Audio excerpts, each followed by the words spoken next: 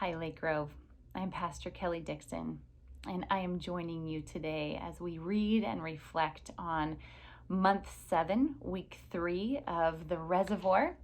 We are in the Spirit-Empowered Life section of the book, and this particular reflection is inviting us to embrace what it might look like to have a life open to the renewing work of the Spirit.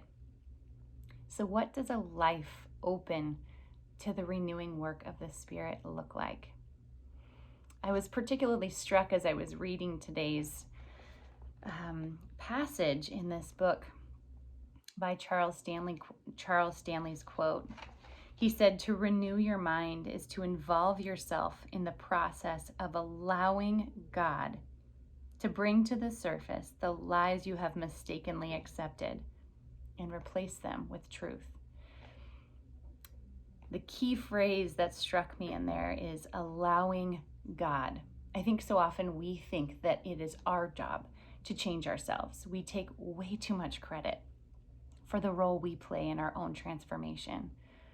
But let's remember where we are. We're in the Spirit-empowered life.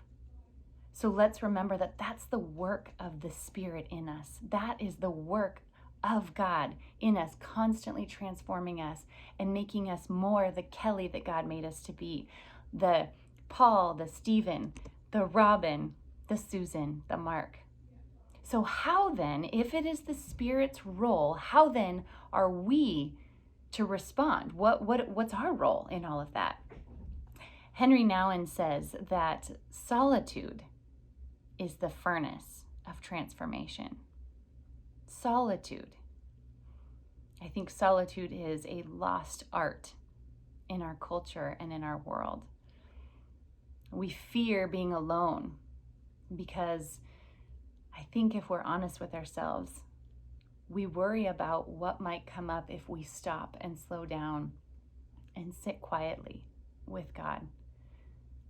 I believe that the only thing that we can do in response to the work of the Spirit, the work that the Spirit promises to do in us, is to put ourselves in a position where we can receive the transforming work of God. And I think that the best way to do that is to enter into solitude.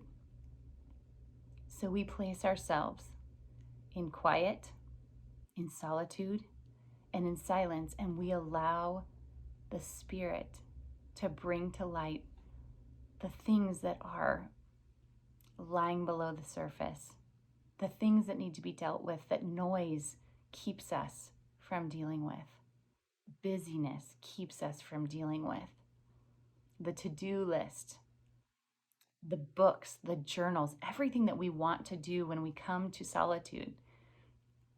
If we can just set it aside and sit quietly with the Lord and allow the transforming work of the Spirit to change us, I think we might find the renewing work of the Spirit begins to do its work.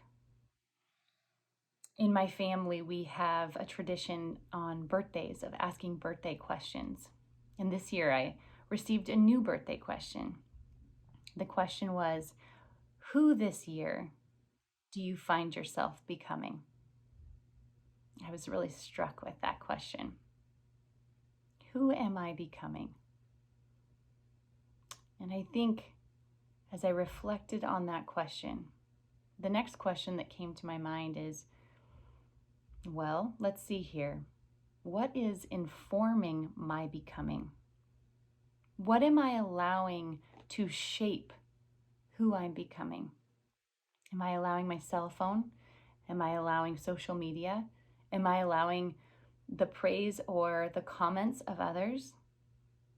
Or am I willing to sit in the furnace of transformation and in silence receive the love of God so that I might be changed and made more into the Kelly that God has made me to be?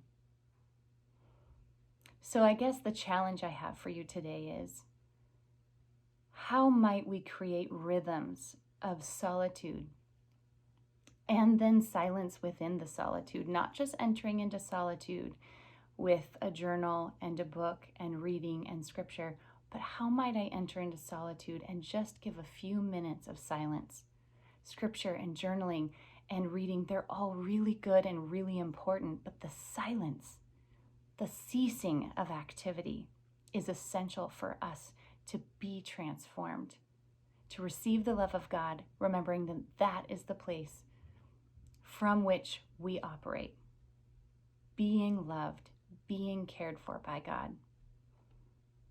So how might we, people of God, create rhythms of solitude and silence into which the Holy One might speak and love us? That's the challenge I have for us today. So maybe take a calendar and jot down a few places where you might insert rhythms of solitude and silence so that we might enter into that furnace of transformation.